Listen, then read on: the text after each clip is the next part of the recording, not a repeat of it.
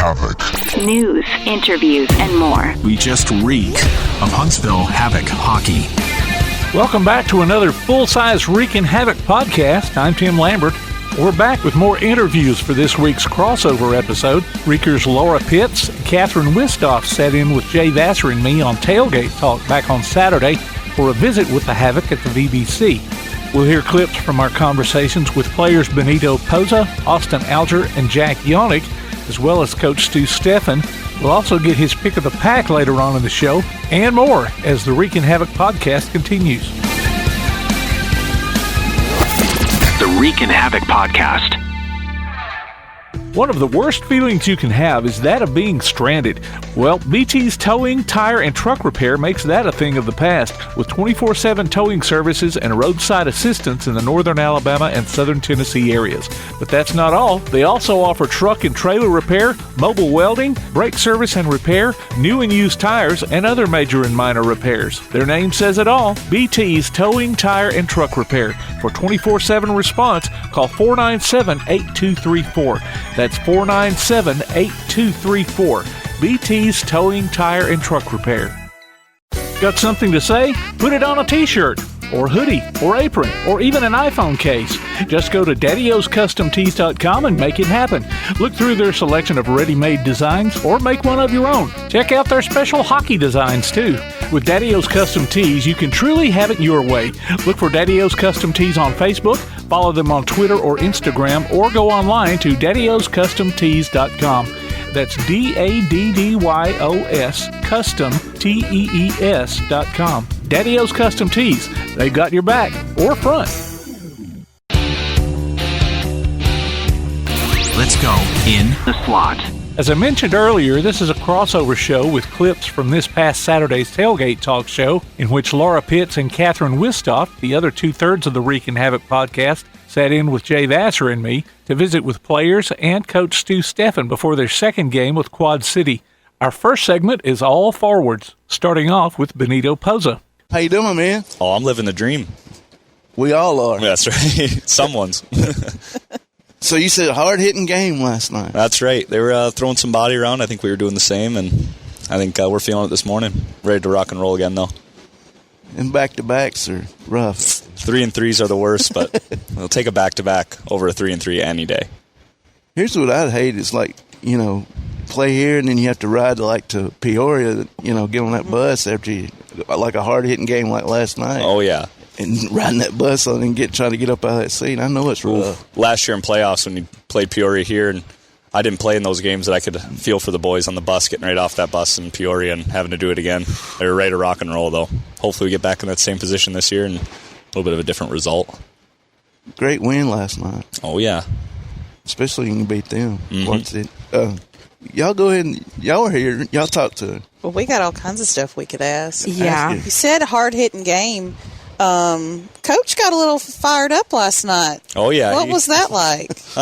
Seemed the other coach was a little upset with Palmer, and he had some fair share of words to say to Palmer, and Stu didn't really like that too much. And, coaches usually let the players handle the players, and when that line's crossed, I think Stu is in his rights to get a little upset there. And kind of looked like Stu was a player again for a few minutes. I loved it. I think it fired up the boys on the bench, too, knowing that you got a coach that's got your back, too, at the end of the day. And, I've never really seen anything like that before. And Stu had said it after the game, even, he doesn't chirp other players. It just lets the players kind of manage the game. And if it comes to that point, he'll step in, clearly. And that must have been part of the reason for him doing that, because a fire needed to be lit. So. Oh, yeah. We've been starting off a little slow lately, but I think we still got some time to figure that out. And we've shown that we're a good enough team to have a slow start and end up winning in the next two periods. And that's not really what we're going for, but it's good to have that in your back pocket. Yeah. Yeah. 4 goals in a row, 2 different games here lately, so. We can do it. We know we can score. We got to start off strong. That's what I love about y'all. I mean, y'all more, it's younger guys and more energetic. Y'all fly constant. Y'all hustling all the time. It don't matter if you're up 3 or down 3. Mm-hmm. The game's still it's up for grabs at any point, especially in this rink when you got 6,000 people on your side. You got a little bit of life always in the tank. So how hard is it, instead of 5-on-5, how hard is it playing 4-on-4? In terms of hard, I would say it's Because what gets me is they may skate into the zone and then back it out and go all the way around. I would say it's more mentally taxing. It's if you're controlled about it, you're positionally sound, it's not really as taxing on the body if you're holding positions, but usually there's one guy kind of running around, and that guy can get pretty tired. But for the most part, that's more of just your system against their system. Is your penalty kill structured well enough to beat their power play, and is their power play vice versa? And hopefully we're better. Just know your role. Right? That's right. Do your job. Last night, the last 20 seconds, I think. I was here last night, and I saw on the middle of the ice this guy. I'm very confident it was you, chirping at you, and you went right up behind him and whispering in his ear, "We got you, buddy." That's what it sounded like. He turned around and can I ask what was said, or is it not appropriate? I probably shouldn't repeat what I said, but I wasn't really expecting that reaction out of him, but I tried to sneak away after that, act like I didn't do anything, and the ref caught me. So I was, I was skating back to the bench. I didn't do anything. He slashed me, and I'm probably deserving of that penalty. But center eyes, buddy. I would have died on that podium. I didn't do anything wrong there.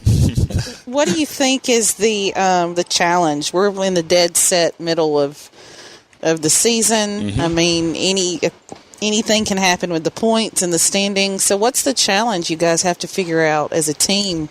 I think it's, for this might sound rude when I say this, but for you guys, it's easier to go look at the standings, be okay, we're in second. Yeah. We need to be in first. We just need to win a couple more games. And for us in the locker room, it's more, what do we need to fix in our game just to be that much better each night? Yeah. And we know that we can win games. It's just making sure that our D zone is really structured and locked in, and our O zone is the same. And we have that stuff that we're really worried about, and then kind of the points and the standings will come along with that if we're doing our thing. Yeah. I mean, I know at the end of the season, it's all about who gets home ice where. Yeah. But I'm always a big proponent that you don't have to sit at the top the whole time. Yeah. It's okay to be a little fourth place or a little bit down there and kind of get yourself back up. So. You don't want all that pressure being exactly. All that rat poison. We were talking that we lost that first place spot. That might have been a little bit of a blessing and a curse. Yeah. We lose that first place spot, but it kind of kicks you in the ass a little bit. We got to get going. Yeah. Get that spot back, and we know we're capable of it. And you said you guys got a lot of guys that are, worn out. You're tired. You're getting to the mid-season blues. It's getting there. So how do you guys, maybe even you personally, how do you keep yourself conditioned and both mentally and physically to keep pushing because you got a lot of time left? I think it's a lot of credit to Cody Miller, our trainer. He does a fantastic job keeping good care of us, and anytime we got a problem, we go right to him, and he's always willing and able to take care of us, and he's the best in the business for a reason. And I think when you have this group of guys that are this close, it's kind of easy when you're going through the same thing just to come in the locker room and not even really complain about how much you're hurting because the guy next to you is feeling the same way, so you just kind of shut it off and just make light of a situation and get ready to go have some fun tonight. Okay. So I know when you have call-ups, guys go up, is it hard? I don't say hard, but is it hard to gel with the new guys that you may bring in? Or at first, yeah, but I think the culture that we have here in the room is that you're either going to come in here as a new player and you're going to buy in completely to what we believe in, and if you don't do that, I'm sure Stu will catch on pretty quick and we'll find someone who does. And I think we don't have that problem here. I think everyone comes in and they see how great it is to play here and how much the guys like Stu and Ty, and we work for them and we love it here. So it's kind of hard to not buy in when you're in this building every night. So for me, I've always wondered this. So for fighting, so you chirping at a guy, and say your line changes. Yeah. Do you go to Stu and say something's fixing to happen here in a minute? Do you tell him it's fixing to come? Or? My last year when I fought here against Fayetteville, I remember me and the guy chirping each other back and forth on the bench, and we both kind of agreed, okay, next time we're on the ice, we're going to fight. And I'd turn around to Stu, and I was like, I'm not going on the ice again until that number 16 goes back on the ice. So I sat there and just watched and waited for him to go on the ice. And as soon as I saw him, I was like, I'm going. Stu said, yeah, go ahead. And you just kind of go out there, and that's when you start seeing black a little bit and just letting the emotion take over. But from there, it's usually fun. So what So what determines a game misconduct when you get thrown out for fighting? What determines that? Yeah, you can't continue an altercation. So running your mouth afterwards. Yeah, like that guy with Reg last night. Like when the refs are in there grabbing him and he's still throwing punches, that's continuing altercation. He'll get suspended for that, or should usually get suspended for that. Or if two guys are fighting and I go in and try to help out my teammate, I'll get suspended for that, third man in. And some little... majority of the fighters, I would say, know the fighting rules. Like, they're well-versed in them. Like, Reg won't jump in as a third man in. He knows he's going to get suspended. He might do it if he wants to, but he knows in the back of his head he's going to be suspended. And I've seen it happen before where he comes off the ice. He's like, that's 2 games for sure. And so we kind of know the limit. We kind of know when the limit can be crossed if stuff's getting a little out of hand. But I think we do a good job policing it. And I think the guys in the locker room know that. They got some guys in there that'll stand up for them.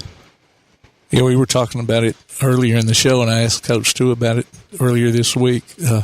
All the suspensions that came out of the Knoxville game the other night, and fans were all up in arms about why didn't Knoxville get anything? And so I asked Stu about it, and he said, "Well, they didn't do anything that was against the rules." Yeah, it was it was a bit of a melee, but it wasn't too crazy. I mean, some guys, Palmer really, I think, took the worst of it in that one. But, I mean, even Palmer wasn't really ready to fight at that point. And, yeah, things just kind of got squirrely there. I think the refs kind of let that one get a little bit out of control as it should have, more than it should have. But yeah.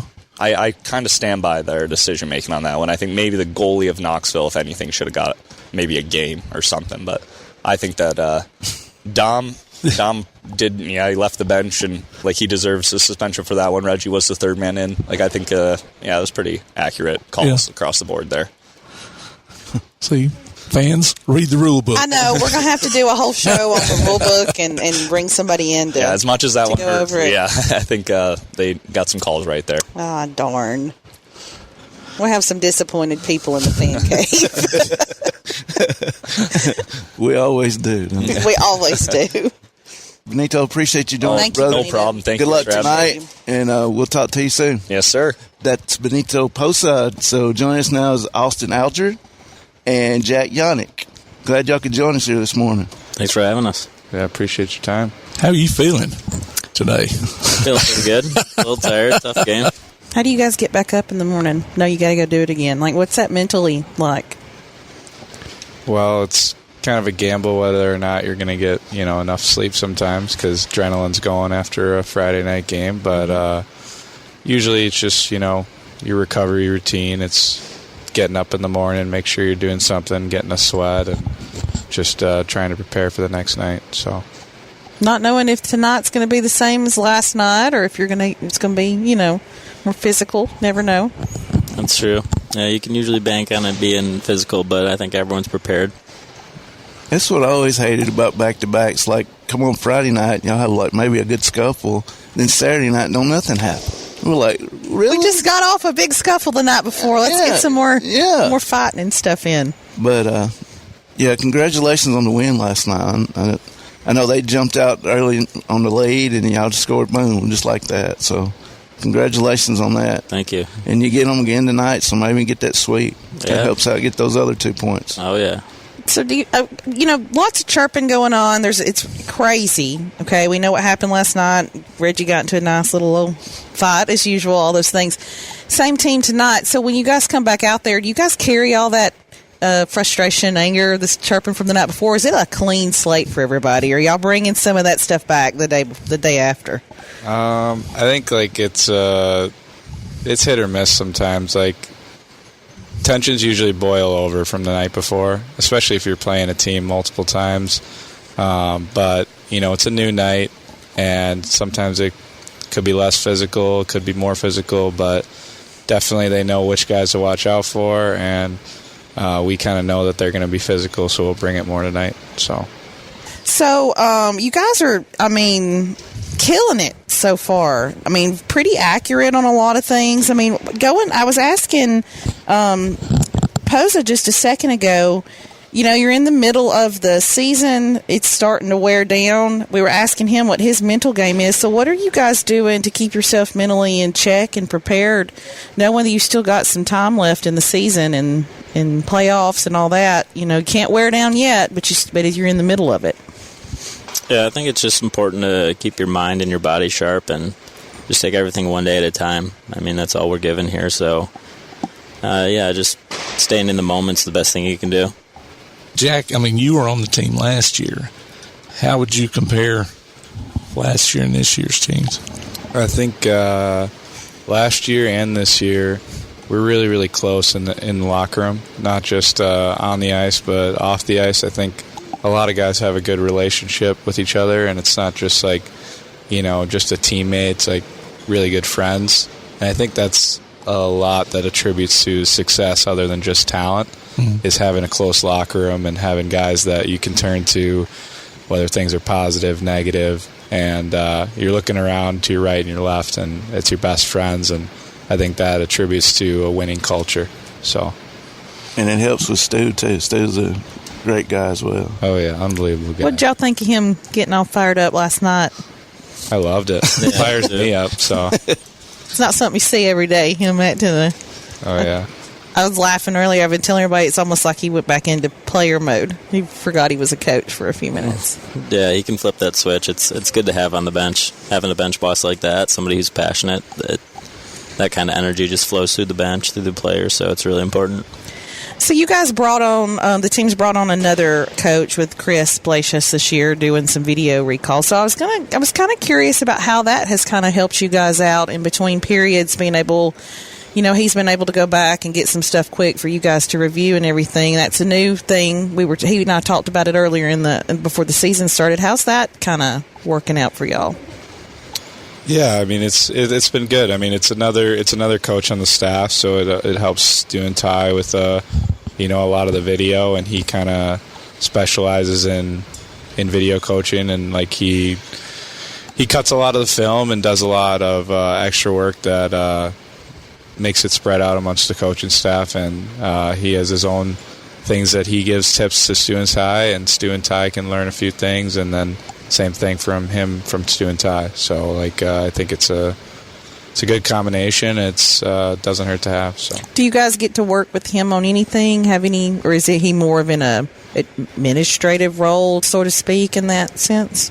No, he's still a pretty hands-on guy. He'll pull guys aside, and like I mentioned earlier with Stu, he's a passionate person, so he's going to do whatever he can to help. So there's a lot of one-on-one stuff with him, and he's always speaking his mind and helping guys out where he thinks he can. So, yeah, he's been an asset for us. Good. What's it like coming out of that tunnel and you got sellout crowds every night? How was that? It's pretty easy to get up and play, I'll tell you that. I mean, just from playing here last year to this year, I mean, it's very easy to want to play here and stay here for a long time. And, I mean, it's probably the most passionate fan base in the entire SPHL, and we're grateful to have that. Yeah, just ask Tyler. Yeah, he was here for a few years. And still is. Now, I mentioned Jack was on last year's team. Austin, you're a new guy. Give us your background a little bit. I mean, we had you on the Reekin Havoc podcast, and you kind of went through that, but you're new to Tailgate Talk, so let us in on where you're from and all that. Yeah. Well, I'm from Livonia, Michigan, just outside Detroit. So I knew the Procopios before I came here, and obviously there's a bunch of Michigan guys here, so it's been really comforting. But, I played in the league my rookie year in Fayetteville, went overseas for a little bit, and then when it was time for me to come back home, Huntsville was kind of a no-brainer for me. Since I've been here, it's been an absolute blast, kind of like what Jack alluded to earlier. It's just an unbelievable culture, a lot of good people, and it starts from the top down. People in the front office, the coaching staff's unbelievable, and the players are, like Jack said, some of my best friends already. So it's been a blessing, and I'm incredibly grateful to be here. Lions fan? Oh, yeah. Tigers? Both, yeah, all of them. Wolverines? I don't get into college stuff. Okay. I'm indifferent when it comes to Michigan State. Oh, okay. Yeah, we're not Wolverine fans either. So. No. NHL teams, favorite teams? Mine, Red Wings. Yeah, Minnesota Wild. Yeah.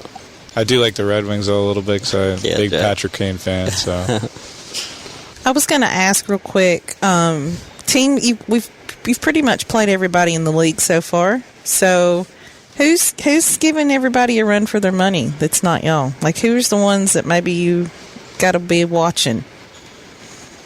You're maybe even a little intimidated yet to play, even though we know there's no intimidation in the Wolfpack. I don't think we're intimidated, but there's no reason not to be on your A game when you play teams like Peoria. They're physical. They've got a good system. They have a lot of the tools it takes. So for me personally, I think that's the team to beat, and I think that's where a lot of our team would agree. Yeah, it's probably where our head's at, and I think Roanoke's always a good gritty team. Like, it's always tough games against them. I know they've handed us a couple losses this year, but it's just one of those things where you just got to be on your toes versus those two teams for sure.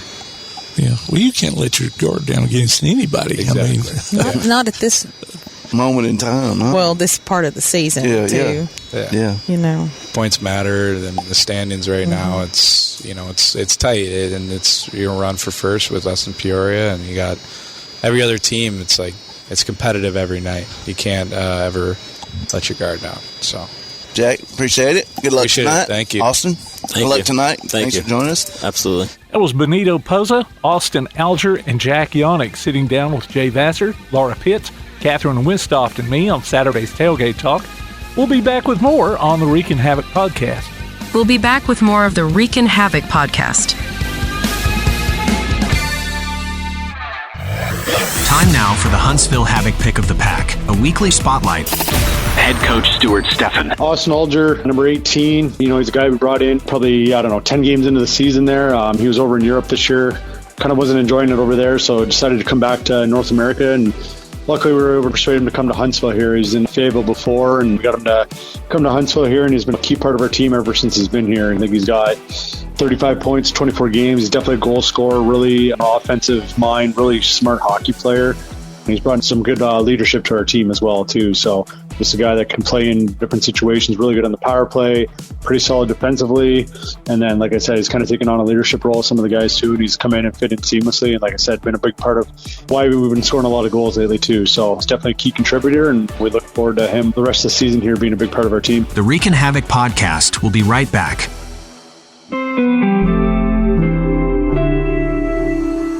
My name is Joel, and I came to St. Jude Children's Research Hospital in December of 1987 to be treated for osteosarcoma, which is bone cancer. We didn't know anything about St. Jude. We didn't know what they meant, or that, when we got here, what we would do, how it would be taken care of. And when we arrived, we found out that my family wasn't going to have to pay for any of my treatment, not for my medicine, not for travel, not for housing, not for food. St. Jude was going to cover all that. St. Jude supported me in every way, from, taking that financial burden off my parents to making sure that all of my family was included in this time. St. Jude literally means everything to me. I get to go home to my family tonight. I get to cook dinner for them. That's what you're giving. You are giving us everything by supporting St. Jude, so thank you so much. Finding cures, saving children. Learn more at stjude.org. Want to howl with the Havoc this season? Now's your chance from Applebee's Tailgate Talk and the Reekin Havoc podcast. Just go to ReekinHavoc.com and click on Howl with the Havoc to register, and listen to Tailgate Talk on Saturday mornings as we announce the winners of Huntsville Havoc tickets. Howl with the Havoc this season from the Huntsville Havoc, Tailgate Talk, and the Reekin Havoc podcast. Hey, this is Chris George, and you're listening to the Reekin Havoc podcast. We're back with segment 2 to hear from Huntsville coach Stu Stefan. Congratulations last night on a big win. Yeah, it was a good one. That was a pretty fun, entertaining game. So it was good to get 2 points. So I enjoyed it last night. And got them again tonight. So get 2 more points. Yeah, that's the plan. I wonder why it was so entertaining. I think it's a good physical game. Throw a fight in there, score 4 goals. I think everyone goes home happy. So. Like I said, I'm sure the fans really enjoyed that one. So, well, anytime we get to see Reggie fight, and like last night, he literally pulled the jersey off the back of the guy. So, I mean, it was definitely, I guess, worth it. Mm-hmm. Yeah, I think that guy's been trying to fight Reggie for a while, so he finally got it there, and he won't be back. We'll see. You didn't want to get out there and scrum it up with the coach last night? No. I was just letting him know some of my thoughts there. But, yeah, no, nothing like that. But that kind of lit a fire under your guys too. Apparently, I mean that wasn't really the goal of it, but I was just kind of sticking up for my players there. Their coach was kind of yapping at some of our players and stuff like that, and I don't know. I personally think that's unprofessional. I don't ever yell at the other team's players. It's like let the players do it. You're the coach, you coach, and let the players handle their stuff out there. And he was yelling at some of our players, so I was just kind of sticking up for my guys there and just letting them know. Yeah, I just told him not to yell at my players. So. He got a little fired up too, but it was good. But apparently some of the guys liked it though, so got them fired up. So I guess that worked too. It's almost like when a basketball coach gets a technical just to fire his team up. Yeah, there you go. You might have to put that in your back pocket. You don't know. Yeah, you never. Yeah, exactly. Might need to pull it back out sometime this season. Yeah, there's every once in a while it's good to get a little angry and get fired up too. It shows the guys, you're in it with them too, I guess. So yeah, it was good. So last night it was an entertaining game, but specifically one of the players, McCabe, had some of his friends actually sitting behind us. An honor to sit in front of some hockey players. They were very loud, yelling Uncle Gregory. So they were very excited to see him. He's been a lot more aggressive to me this season. Do you feel like some of that has changed? A little bit. I mean, when we brought him in last year too, he was actually a pretty physical player. Like, threw a lot of hits, but he's probably got a little more confidence in the league this year and stuff like that. So yeah, he's not afraid to kind of, mix it up a little more this year for sure. So his buddies were here yesterday morning there for our skate in the morning too, and he gave them a tour and they were all fired up for it. So again, some guys that he went to college with, played hockey with, so I know they were really excited, really liked the arena. And then after the game, talking to them a little bit, they were fired up. So it's always good to come down and watch a friend play. And I'm sure Caber had a little extra juice in him last night too, because he had his buddies here too, so it was good. So got to be the same way tonight though. Another sellout crowd too. Yep. Man, how is that coming out and you say, again? Yeah, I mean, night after night. Yeah, it's awesome. I'm sure the guys, it's almost expected now, but I always try to tell the guys it wasn't like that, 12 years ago when I first got here, we would maybe have one sellout a year, maybe two, like Melissa George and Military Night, I think were our big ones. But, to have, 35, 30, I'm not even sure what it's at, something like that. But, yeah, it's awesome. Coming out, and I think when Reggie got in his fight, too, the building was really, really loud last night. Yeah. So that kind of got the building fired up, too, there. So, it's awesome playing in front of the crowd. And, I think coming out and, everyone's got their phones out, the lights on, and then coming out in the third period there too, and they got the light show, and I think it fires the guys up. So it's definitely a really fun building to play in, and in front of the fans. I think it gets both teams fired up too, honestly. So. And talking about the sellouts, Catherine and I were talking the other night. Some of the other places don't have sellouts until Huntsville comes to town. Wasn't it Knoxville? It was sellout. Of course, I think a lot of that has to do with the traveling Havoc fans too. Yeah, a little bit. It depends on the weekends too. There, I think Knoxville. Before we were going there, they kind of reached out and asked us, if we needed any tickets and stuff like that for the players, because they were planning to have almost 2 sellouts there. I don't know if Friday got there, but I know Saturday I think was. But we also had our booster club. I think they brought 70 or 80 people too to the game, so that was pretty good too. But that was fun. Knoxville's a fun place to play too, when especially when the building's full and it's loud in there too. So it was good. Yeah. So a couple other teams, they've been doing really well in attendance this year too. So it's good to see. It's good for the entire league. Yeah. Catherine, you went on that bus trip. I was on the bus trip there. Okay. It was rowdy on the way back. It was not quite as rowdy due to the game, but also much more rowdy due to the game. It was just depending where you were sitting on the bus, but it was a very good time. I like that arena. Yeah, it's like I said, it's a fun one to play in. I used to like playing there. It's a lot smaller. It feels like the fans are right on top of you. Not as big of a building, obviously, but it's still, when it gets loud in there, it's a really fun place to play too.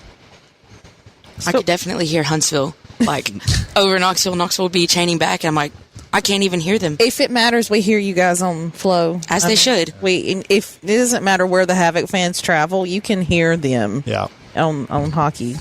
The Flow hockey. Yeah, we had that Monday Birmingham game too. I know there was a few times there was some chants get going there. Let's go Havoc, and then the Birmingham fans try to drown them out. But it's fun. Yeah, we got some fans that really like to travel, so it's always good to have that support too. Which is interesting for minor league hockey, right? To have such a devoted fan base in Alabama of all places that's willing to go that many hours, and travel and stuff.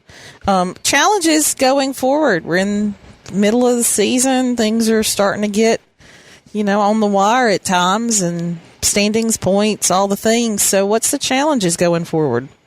It's just trying to keep things fresh, keep the guys motivated. Again, sometimes once you get into January and February there, it's a lot of games, not really any time off, and it's like I said, it's kind of the dog days of the season there that they like to say, and it's just finding different ways to, like I said, try to keep the guys fresh. We took a couple days off this week too, just stayed off the ice, make sure the legs are fresh, and still trying to find a way to make sure you're getting wins and getting the points there. Obviously, we're battling for first place, so we need every point's huge right now. Peoria's on a roll right now too, so it's just finding a way to keep finding wins. Especially you play some of those teams a little bit lower in the standings. Sometimes it's a little bit harder to be motivated, but it's just finding a way to get them motivated and keep them playing the right way. Yeah, because even those lower level teams can knock you out of first really quickly. 100%. I mean, I think there's a lot more parity in the league this year. Last year Knoxville and Macon were, they really struggled last year, but both teams, Knoxville should be in the playoffs this year. Macon, they got a way more competitive team. They're battling for the last spot there, but again, they're way better than they were, last year. So, to me, there's no easy nights in this league, against any team this year. So, you got to be ready to play every night. So, how far down?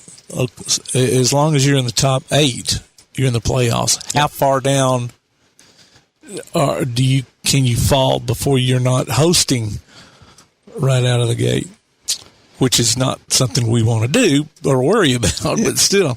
Yeah, there's we're sitting in second, 1 point behind Peoria right now, but I think there's a kind of a gap between, first and second down to third place, and then third, fourth, and fifth might be kind of close, and then the rest of the teams are all battling for that, 6, 7, and 8. So, it's pretty tight in a couple different spots in the standings there. But, as long as we take care of our own business there, again, we should definitely, I think, finish in the top 2. But, yeah, our goal is to, still finish first place. Yeah. You're all leading by 8 points over Knoxville and Fayette. Okay, yeah, there you go. So it's a pretty good gap there. But, like you said, you got to keep winning and, make sure those teams behind you don't catch you either. So. Yeah. Of course, Disney on Ice might mess you up too. Yeah. Monster Jam, as that goes. Yeah. You're in your second full year. Yep. So what have you learned? What did you learn your first year that now you've kind of seen even more grow or something in your coaching role?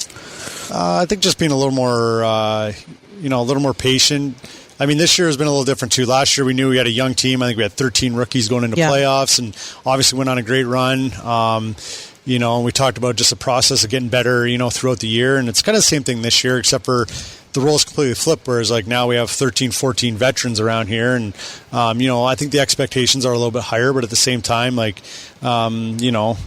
still a process to get to the end point. So, we just want to keep making sure, every game, every day, every practice, we're still, improving in areas that we need to, you know what I mean? And we got to be playing our best hockey, at the end of March and into April there. That's when we want to be, hitting our high points. So this is kind of the goal there. And, there's times it can get a little frustrating as a coach, but at the same time, sometimes you just got to sit back and realize, it's a long season and just, you got to be patient sometimes with the process. So, do y'all have replay capabilities?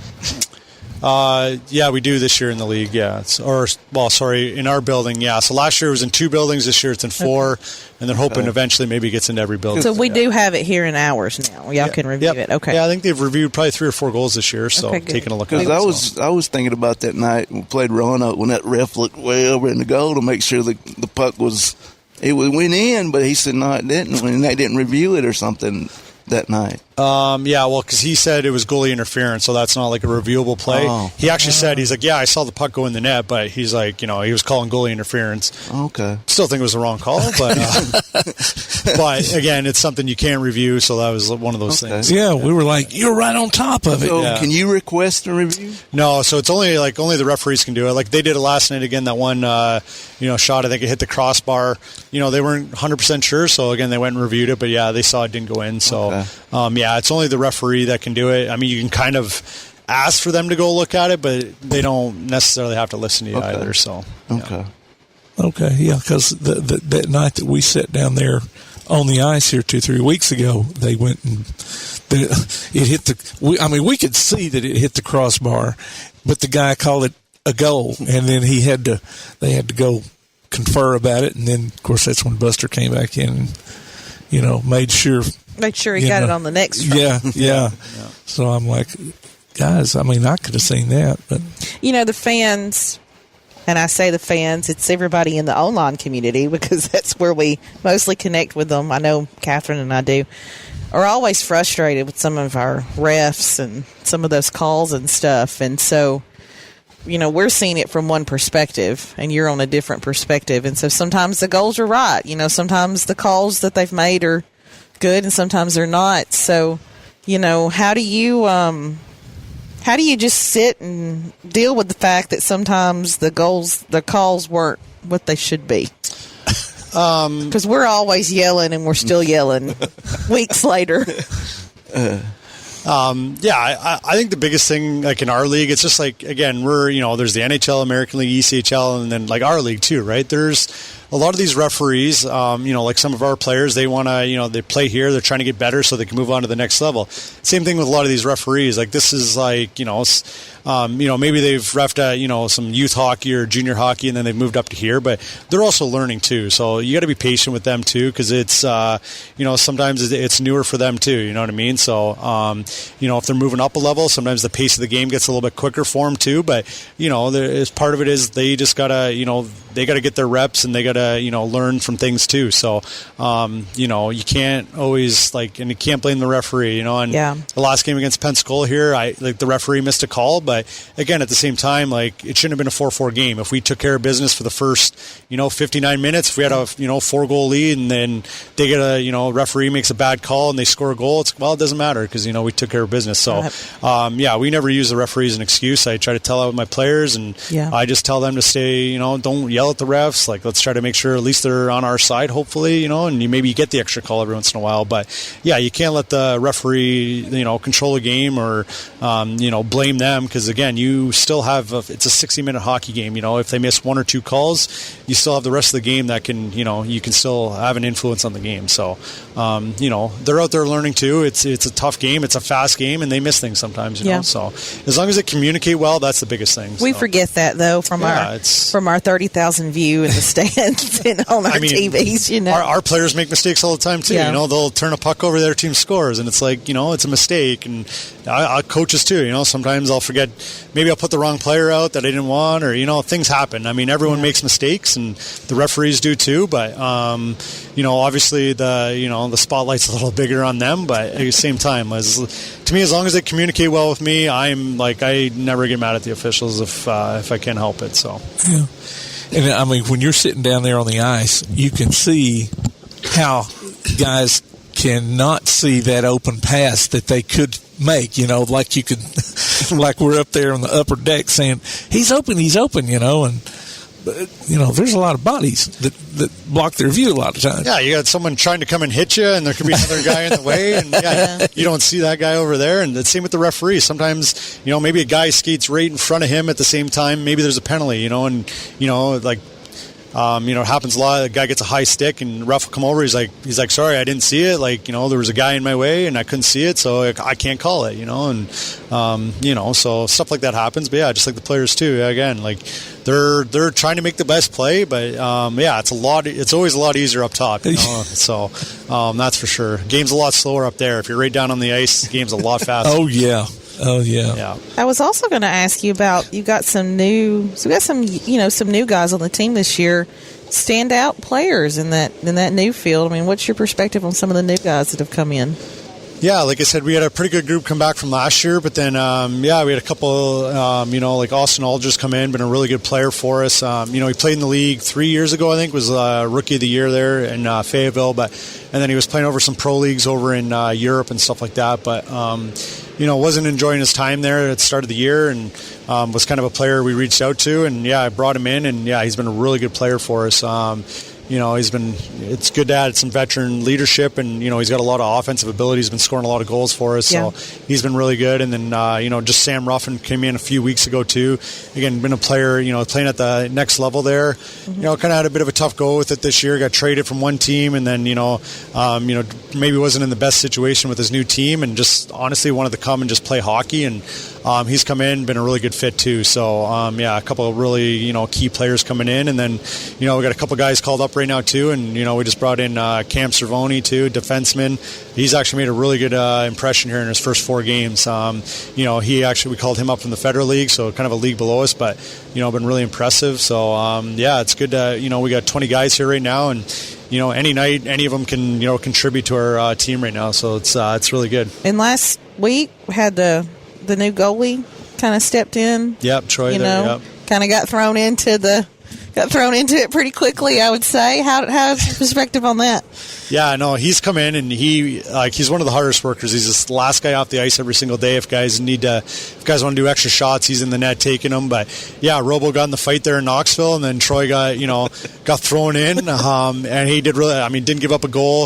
I think probably 10 seconds in, we gave up a really good scoring chance against, and he made a huge save, and that probably settled him down. Sometimes getting that early shot or early opportunity probably just settled his nerves, and then the rest of the game is really good for us. So it was a really good job by him stepping in there. So when we have one goalie that gets out for the game, and then he's here, did you guys have to have somebody else like in the waiting in case your current goalie, they're all gone? I thought you had to have another one somewhere, but maybe no. I mean, the NHL kind of does that. They always have they call it an emergency backup in the building, but our league can't really do that. So never really come across that situation. So that'd be interesting, actually. But I know Robbie Fisher. He says he always wants to play goalie. So I guess if we had another goalie fight or another, or Troy would have got hurt, would have probably been Robbie Fisher jumping in that, I guess. Okay, so, so we need to see some for practice of Robbie in the goalie net. That would be really good. I think that would be really good. Yeah, he asks me all the time. He's like, can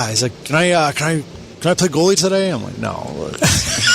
You better watch it. You never know. You may be eating those words one day. Be careful what you ask for. You may have to have him for one. Could be like that one team that got a goalie out of the crowd. Oh, yeah. I remember that. So is there a cutoff date for call-ups? No, not really. Yeah. So that, like I'm saying, is like during baseball or whatever, they have to set their playoff rosters before playoffs start. Yeah. So can they call up in any time? Yeah, pretty much. I mean, once we, our regular season ends on Saturday, in April there or whatever it is, and then Sunday we got to turn a playoff roster too. But at the same time, and if an East Coast team calls and they want to call a guy up, the guy could go. I think most guys at that point they're like, no, I want to stay in, go on the playoff run with our team, but at the same time, no, they could still go. So, yeah. And when they get those call-ups, it's a choice on them, or are they mandated that they have to go? No, we've had a number of guys turn down call-ups this year. They want to stay here and play here. Obviously, we got a good team. They love the city. It's fun here. Some guys take the opportunity and other guys don't, and even, Connor Lovey's up right now. He turned down a couple early on because he didn't think it was a good fit. And then, South Carolina called and they wanted him, so he went there, felt like it was a good fit. And then now he's actually in Savannah too, but, and I know he really likes it there too. So it's all situational there. There's, sometimes guys will take them and sometimes they won't. So it's, kind of dependent. But, I always let the players have the conversations with the coaches there and let them make the decision. So I've been wondering, especially after last weekend, when you go to away games, you're obviously the enemy, the intruder, whatever you want to call it. Is it hard, focusing, and you've got fans behind you from the other team that are probably chirping at you? I know being here, I would not want to be a visitor here, sitting in front of 221, I'll tell you that. You don't want to hear that big old drum keep getting banged during critical moments? I've sat down there. I don't want to be on the other end of that. Do you feel like that happens a lot, or is it pretty easy to just... No, I honestly have no, like, when the game's going on, I don't hear anything behind you. We got the glass there, too, so, I mean, it's really hard to hear, like one single person, chirping at you or anything like that. Obviously, you can hear the crowd noise, but, yeah, you never hear, like, one singular person yelling or anything like that. It was actually funny in Knoxville, I guess, third period came out and the collar on the back of my jacket was flipped up a little bit, and I guess... One of the players told me, I guess some guy the whole third period was yelling at me about my collar. Wow. I had no idea, and then it was actually Posa. He's like, that guy's been yelling at you all period. I'm like, I honestly haven't heard him, so I'm like, it doesn't really bother me. That's funny. And then the guy's like, yeah, you can't fix it now, though. You just got to stick with it. I was like, I don't care. So that's funny. But, I've heard of players talking back to fans in 221 because they're so loud and they stand out. I guess they let one guy control the whole section. Probably I've the heard guy with players, the drum. Yeah, probably. Yeah, I've heard him talking back to them over there. Yeah, so I mean the players. I don't know. I guess sometimes the players here. I don't know. Maybe it's just me. I just don't. I just drown it out, I guess. But I don't hear it. But yeah, I've had situations where our guys started yelling at fans too, and I'm just like, just stop. Like, why? Like, don't. Yeah, I was gonna ask. Is there ever a time when you have to be like, you have to tell the guys, don't do this? Like, you ever had those moments, like, stop it? Or even fighting, I was just thinking, is there ever a time where you're like, okay, we don't need any crazy fights tonight, we've got to stay on our game? Like, do you ever have to have those conversations? Yeah, a little bit. I mean, like the one I said earlier is like, if one of our guys starts yelling at the referee, I will get on him. I'm like, no, that's not what we do. It's not how we do it here. We don't yell at referees. Right now, with Dom being suspended, we only have 5 defensemen. So it's like a little bit of, you basically tell your 5 defensemen, like, hey, unless, I don't want you guys getting in a fight, really, because you need those guys to play the game. If one of your defensemen's out, now you're down to 4. So, I don't mind if a forward fights tonight, but one of our defensemen, unless if it's, maybe someone takes liberties on one of our guys, and then our guy jumps in. If he's sticking up for a teammate, sometimes you don't mind it, but at the same time, I'd rather have a forward do it just because, we're a little bit shorthanded on the back end right now. So, yeah, there's times. I mean, I didn't know. Sometimes it happens, but yeah. Well, I didn't know if you had to have the coach, the come to Jesus meeting about who can fight tonight and who cannot, or who can do this or who can't. I didn't know. No, if you got a full lineup, I'm like, yeah, it's fine. Anyone can go. But sometimes when you're shorthanded, it's like, hey, let's make sure we're being a little bit smarter tonight. You know what I mean? But I've had to have that conversation with Dom a few times. So now this is Dom's last night of suspension, right? Yeah, he's just got tonight's game, and then he'll be back next weekend. So, okay, yeah. That's what I thought. So what do they do when they're suspended? Do they still show up, or they just get an extended break to just... Well, like this morning here, so, I mean, we call it a bag skate. So he basically goes out on the ice, and one of our coaches puts him through a really hard skate, kind of a workout on the ice to make sure, again, he's staying in shape. So he had to do that this morning, and then, he'll come to the game tonight.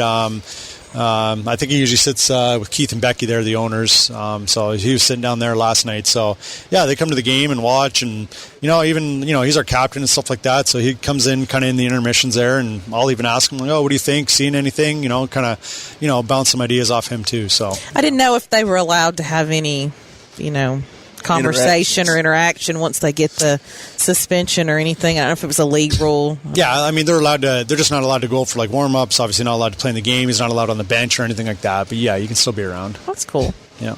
Okay. And you say a really hard workout. That's not like making a guy run because he got in bleachers because they got or it could be. Depends on if we're having to come to Jesus meeting. I mean, it's kind of like that, except for obviously you're on hockey skates and you're on the ice. So, so he's probably really tired right now, I'd assume. So. I would assume Reggie would be tired a lot this season then too. I mean, that was just his first suspension last weekend. So last Sunday there, I think that's the first time he's been suspended, or maybe one earlier in the year. But yeah, so that's funny. No, Reg has played in most of the games this year. Honestly, maybe missed 2 games. I think one of the first series of the season. Yeah. So do you ever with Reggie? We know he's either going to stay in the game and be in it, or there's going to be a fight that happens. Do you think about those things when you're like, okay, well, let's see how long he stays tonight or how long it takes? You ever have that moment? Or is it just us fans that are sitting there anxiously wondering it? I mean, No, I'm not. I mean, Reg is always, that's kind of the role he plays. He's always going to stick up for his teammates, which is awesome. It's, why all the guys on the team love him. And, I mean, sometimes it just really depends on the game. Like last night, again, it was a little more of a chippy game, lots of hits, and, some of that stuff happens. And, some other teams you play, like a lot of that, sometimes that stuff doesn't happen. There's a few other teams in the league this year that, there's just not a lot of that kind of stuff going on. So it just, it's all just dependent on the game. Maybe you ought to have a contest. Predict the quarter and the minute Never know. Reggie's going to get in a fight. Yeah. I really feel like specifically Reggie this year, at least what I've noticed is it feels like I'm seeing a lot more of him staying in games a lot more and a lot more skill. I personally love to see that versus him getting suspended for getting in fights all the time. But I feel like, I don't know if it's just me, but like he's trying harder not to get in the penalty box. Is it just by chance? No, he's you're actually right about that. I mean, he's a really effective player too. He's probably one of the fastest guys in the league. Like he can really skate, and he's actually, got some good skill to him too. So, he's one of those guys. Like there's some, players on teams that's kind of all they do is fight. You know what I mean? They'll play. They'll get 3 or 4 shifts in a game, play only a couple minutes, but like Reg, I can put out, he's out on our penalty kill. He plays a regular shift 5-on-5, and then, like I said, but he's still not afraid to jump in and help one of his teammates out. So, but yeah, he's tried to make a conscious effort this year not to be suspended. I mean, he's still fine to fight, right? You go sit in the box for 5 minutes, you're back in the game, like last night. So, but yeah, he's definitely made more of an effort to try not to be suspended this year because he wants to play more games and he wants to play and be on the ice and help the team out too. So I know he's definitely tried to make a little more of an effort with that this year. It's being noticed. Yeah, I can tell. That's good. Yeah, it's no fun watching the other guys play. Yeah. No, I like seeing the skill. I can see a lot more of it, I think. Yeah. Well, Coach, good luck tonight. Appreciate you joining us. Yeah, not a problem.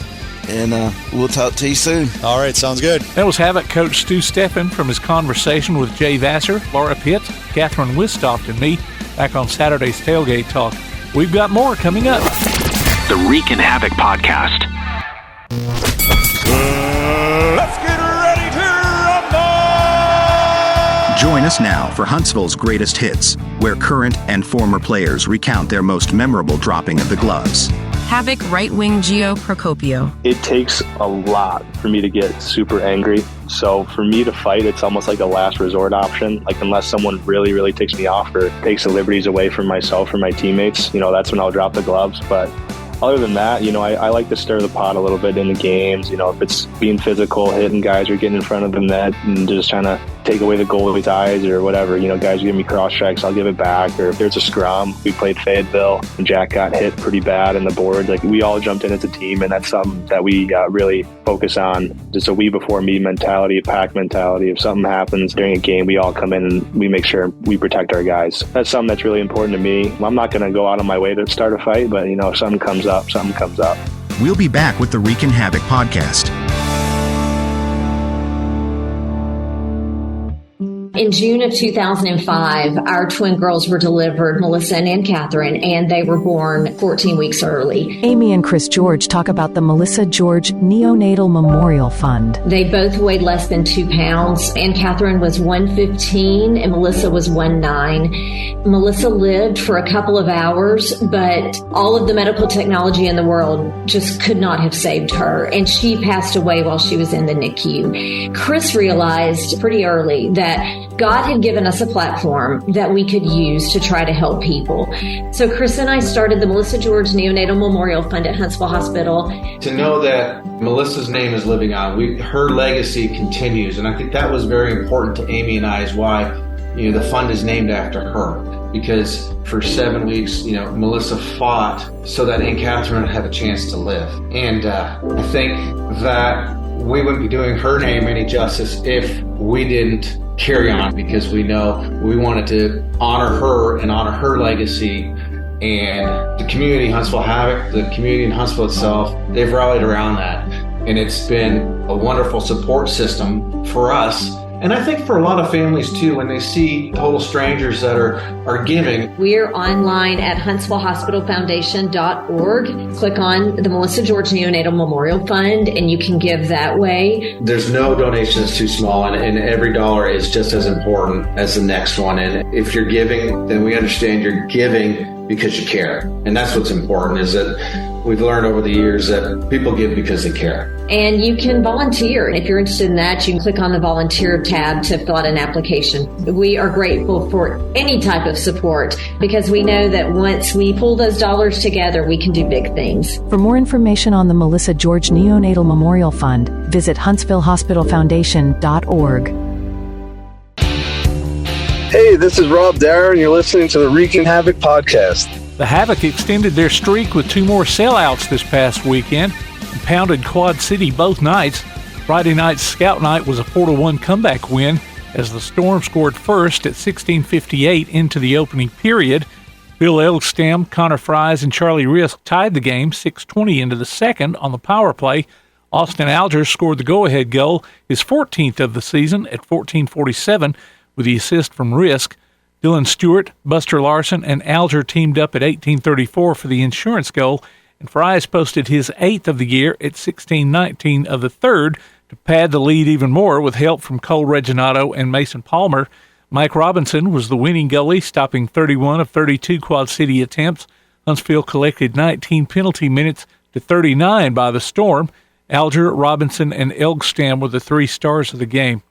Huntsville opened February, dominating Quad City 8-1 on Chaos's birthday on Saturday. 4 Havoc goals came in the first period alone, with Benito Posa starting it off 3:03 into the game, assisted by Gio Procopio and Cam Cervoni. Larson scored on the power play at 9:22, assisted by Stewart and Alger. Jack Jaunich, Gio, and Terry Ryder got together at 16:02 for the 3-goal lead. Then Larson, Stewart, and Alger struck again 35 seconds before the first break. After the Storm made it onto the scoreboard at 9:44 the second, Noah Finstrom was assisted by Gio and Craig McCabe at 11:14 for another goal. And Fries found the net at 15:45 with Robbie Fisher helping out on a shorthanded score. The assault continued in the third period with Jaunich's 16th goal at 3:52, assisted by Posa and Sam Ruffin. Stewart, Larson, and Alger put the icing on the cake with another score at 19:27. Penalty minutes went toward the Havoc, 17-15, while Huntsville totaled 45 shots on goal to Quad City's 31, 30 of which Mike Robinson rejected. Posa, Larson, and Jaunich were the 3 stars of the game. Buster Larson leads the team in points with 37, good for 7th in the league, and shares the assists lead with Charlie Risk with 22, which puts Charlie and Buster at 6th and 7th in the SPHL. Jack Jaunich's 16 goals keeps him at the top of that team category and 7th in the league, just ahead of Larson. Mike Robinson's .931 save percentage puts him at the top of the SP, while his 2.15 goals against average is second. The Havoc will be on the road for the next 4 games, starting off tonight at 5th place Roanoke. They've gone 2-3 against the Rail Yard Dogs this season, including an overtime loss. Friday and Saturday, they go to 3rd place Fayetteville. They're 3-0 against the Marksmen this season. Do you have an idea for the Reekin Havoc podcast? Email us at reekinhavoc@outlook.com. That's REEKIN havoc@outlook.com. Send a Facebook message to the Reekin Havoc page or leave us a voicemail or text at 256-434-RKKN. That's 256-434-7556. The Reekin Havoc podcast. For those returning from military service, the transition back to civilian life isn't always easy. Retired Marine Gunnery Sergeant Bill Cook talks about still serving veterans. The mission of Still Serving Veterans is to serve and honor veterans and their families by empowering them to build meaningful lives. And we do that through connecting to fulfilling careers, getting the benefits they deserve, or the services that they need. We have never charged anybody anything for our services. A group of business leaders in town felt there was a need to help the seriously wounded make that transition back into civilian life. Employment services, VA benefits, and connections to other community services. That's what we do. If you're a veteran and you need help, please get a hold of us. Go to that website, ssv.org, and you can find out pretty much anything you need to know about still serving veterans. In Huntsville, call 256-883-7035.